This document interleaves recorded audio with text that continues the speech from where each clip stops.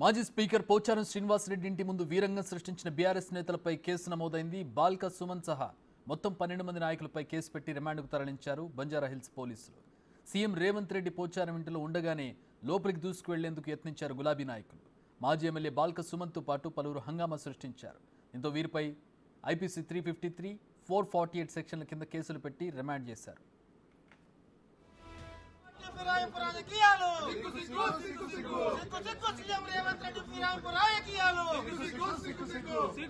ప్రభుత్వాన్ని కాపాడడం కోసం బీఆర్ఎస్ పార్టీ ఎమ్మెల్యే కాలు పట్టుకోవడమా? సిగ్గు బీఆర్ఎస్ పార్టీ ఎమ్మెల్యే కాలు పట్టుకుంటూ ప్రభుత్వాన్ని కాపాడుకోవడమా?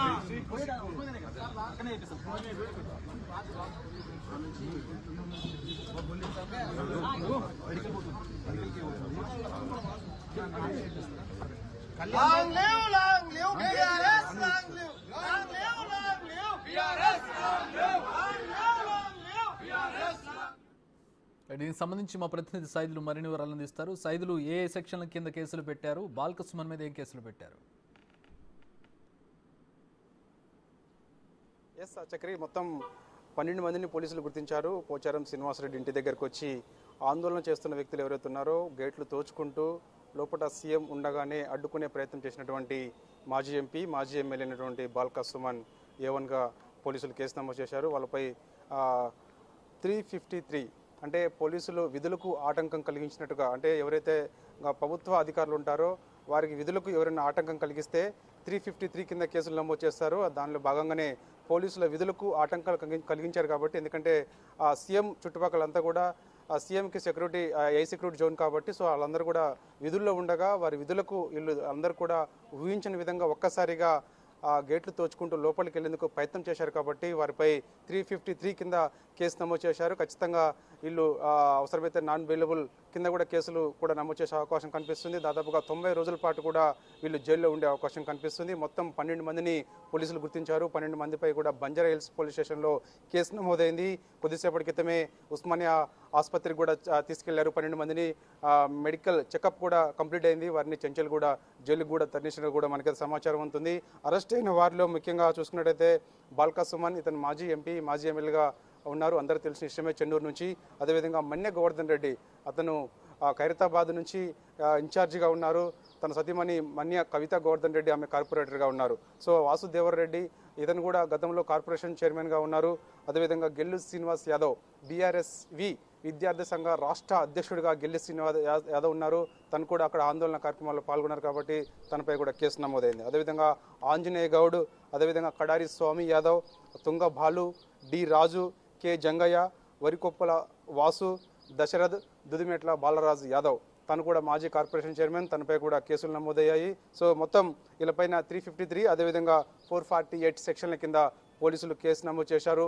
సో ఏదేమైనా సరే ఇప్పటికే చూసాం మనము, సీఎం ఉండగానే లోపల ఉండగానే అడ్డుకునే ప్రయత్నం చేయడము, అదేవిధంగా బలవంతంగా పోలీసులను నెట్టుకుంటూ లోపలికి వెళ్ళి పోచారం శ్రీనివాసరెడ్డితో మాట్లాడాలి మేము అని చెప్పేసి కూడా వాళ్ళు అక్కడ ఆందోళన కార్యక్రమం చేపట్టారు. సో అందువల్ల వీరిపై పోలీస్ శాఖ కూడా చాలా సీరియస్గా ఉన్నది. అదేవిధంగా చూసుకున్నట్టయితే కొంత పోలీసు నిర్లక్ష్యం కూడా చక్రీ స్పష్టంగా కనిపిస్తుంది. ఎందుకంటే వాస్తవంగా లోపల సీఎం ఉన్నప్పుడు గేట్ దగ్గర సీఎంకి సంబంధించిన సెక్యూరిటీ అంతా కూడా అలర్ట్గా ఉండాలి. ఎప్పటికప్పుడు లోపలికి ఎవరు వెళ్తున్నారు ఏంటి అనేది కూడా చూసుకోవాలి. ఆ వ్యక్తి ఎందుకు వెళ్తున్నారు అనేది అపాయింట్మెంట్ ఉందా లేదా అని కూడా చెక్ చేసుకోవాల్సిన అవసరం ఉంటుంది. ఎందుకంటే సీఎం వస్తున్నారని వచ్చే ముందే దాదాపుగా 1-2 గంటల నుంచి కూడా అక్కడ అంతా కూడా సెక్యూరిటీ జోన్గా ఉంటారు.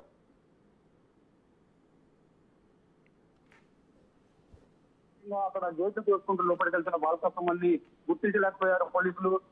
నిర్లక్ష్యం చాలా స్పష్టంగా ఉందని చెప్పేసి కూడా ఇప్పటికే ఇప్పుడు CM Revanth Reddy personal security officer ఎవరైతే ఉన్నారో చక్రవర్తి అతను గుర్తించారు. సో ఖచ్చితంగా కొంతమంది పోలీసులు పరిధిలో, అంటే ఆయా సీఎం సెక్యూరిటీ పరిధిలో ఉన్నటువంటి ఆఫీసర్స్ ఎవరు ఉన్నారో వాళ్ళపై కూడా కొంత వాళ్ళని సస్పెండ్ చేస్తారా లేకపోతే మెమో జారీ చేస్తారా, వాళ్ళపై కూడా చర్యలు ఉండే అవకాశం అయితే స్పష్టంగా కనిపిస్తుంది. ఏదేమైనా సరే ఊహించిన విధంగా ఈ ఘటన జరిగింది. దీనిపై సీఎం రేవంత్ రెడ్డి కూడా స్పందిస్తారు. 2-3 రోజుల్లో కూడా స్పందించే అవకాశం కనిపిస్తుంది. ప్రస్తుతం అయితే కేబినెట్ మీటింగ్ కేబినెట్ మీటింగ్ నడుస్తుంది.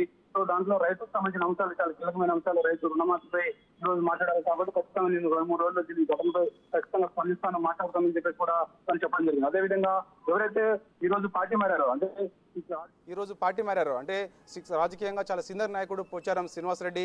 సో అదేవిధంగా అతను కూడా ఈ ఘటనపై స్పందించారు. ఎందుకు మిమ్మల్ని అడ్డుకునే ప్రయత్నం చేస్తున్నారని చెప్పేసి మీడియా పోచారం శ్రీనివాసరెడ్డిని అడిగినప్పుడు, నేను చిన్నపిల్లాన్ని ఏం కాదు, నాకు అన్నీ తెలుసు, నా పుట్టుకే కాంగ్రెస్, సో నేను గతంలో తెలుగుదేశం నుంచి మరి బీఆర్ఎస్లోకి వచ్చినప్పుడు ఏం చేశారు, సో ఇప్పుడు కూడా నా అవసరం పార్టీ గుర్తించింది కాబట్టి నేనే స్వయంగా సీఎం రేవంత్ రెడ్డిని నా ఇంటికి ఆహ్వానించాను, నా ఇష్టంగానే నేను పార్టీ మారుతున్నానని చెప్పేసి కూడా చాలా క్లారిటీగా చెప్పారు. సో ఇలాంటి అడ్డుకునే ప్రయత్నం చేసే వాళ్ళకి నేను వాళ్ళని వదిలేస్తున్నానని చెప్పేసి కూడా చెప్పడం జరిగింది. సో ఏదైనప్పటికీ కూడా ఒక సీఎం అంటే లోపలికి ఇటు పోచారం శ్రీనివాసరెడ్డిని కలిసేందుకు కనీసం పోచారం శ్రీనివాసరెడ్డిని ఫోన్లో సంప్రదించలేదు, మీ ఇంటికి వస్తున్నాం అని చెప్పేసి.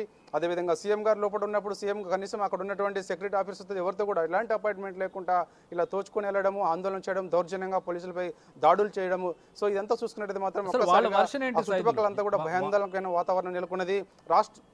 వాళ్ళ వర్షన్ ఏంటి? ఎందుకు ఇంత హైడ్రామా, ఎందుకు ఇంత చేయాల్సిన అంటే అవసరం ఏంటి? వాళ్ళు ఏం చెప్తున్నారు అంటే జకరి అంటే స్వయంగా మా ఎమ్మెల్యేలని బలవంతంగా సీఎం రేవంత్ రెడ్డి పార్టీలోకి ఆహ్వానిస్తున్నారు, బలవంతంగా పార్టీలోకి పిలుస్తున్నారు, బలవంతంగా కండవలు కప్పుతున్నారని చెప్పేసి వాళ్ళ వర్షన్. వాస్తవంగా అదే ఈ చూస్తున్నాం మనం ఇప్పుడు ఒక ప్రజాప్రతినిధి పోచారం శ్రీనివాసరెడ్డి ఒక సీనియర్ నేత, మాజీ స్పీకర్. చక్రి ఖచ్చితంగా తను కూడా అదే స్పందించారు. ఎందుకంటే చాలా సీనియర్ రాజకీయంగా చాలా అనుభవం ఉంది నాకు, నేను చిన్నపిల్లాన్ని ఏం కాదు, బలవంతంగా నన్ను ఎవరు కూడా పార్టీలోకి రమ్మని చెప్పేసి ఆహ్వానించలేదు, లేకపోతే బలవంతంగా నా ఇంట్లోకి వచ్చి సీఎం గారు నా కండవ కప్పలేదు, నేనే సీఎం గారిని ఆహ్వానించాను, నా ఇష్టంగానే కాంగ్రెస్ పార్టీలోకి వెళ్ళానని చెప్పేసి తను మీడియా ముందుకు వచ్చి చెప్పడం జరిగింది. సో ఎందుకు వచ్చారో సుమన్, ఎందుకు ఆందోళన చేశాడో, నన్నెందుకు బలవంతంగా ఒక వేరే పార్టీలోకి లాగుతారు, నన్నెందుకు నాపై బలవంతంగా పార్టీ కండవ కప్పుతారని చెప్పేసి కూడా తను స్పందించారు. సో ఖచ్చితంగా మరి చూడాలిగా మరి పోచారం శ్రీనివాసరెడ్డి కూడా రేపు మాపై ప్రెస్ మీట్ కాన్ఫరెన్స్ నిర్వహించే అవకాశం కనిపిస్తుంది, ఖండించే అవకాశం కనిపిస్తుంది. ఎందుకంటే వాస్తవంగా చూసాం మనం ఇప్పటికే పెద్ద ఎత్తున బీఆర్ఎస్ పార్టీ చెందినటువంటి నేతలందరూ కూడా పార్టీ మారుతారు.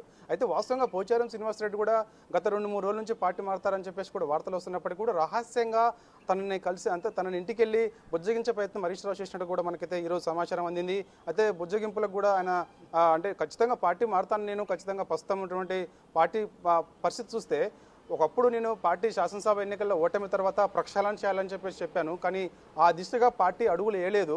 అందుకు మన పార్లమెంట్ ఎన్నికల్లో కూడా ఘోరంగా దెబ్బతిన్నాము, 0కే పరిమితమేమో, ఒక్క సీటు కూడా మనకి రాలేదు. సో ఖచ్చితంగా రానున్న రోజుల్లో కూడా బీఆర్ఎస్ పార్టీకి మనుగడ ఉంటుందో ఉండదో కూడా తెలియని పరిస్థితి.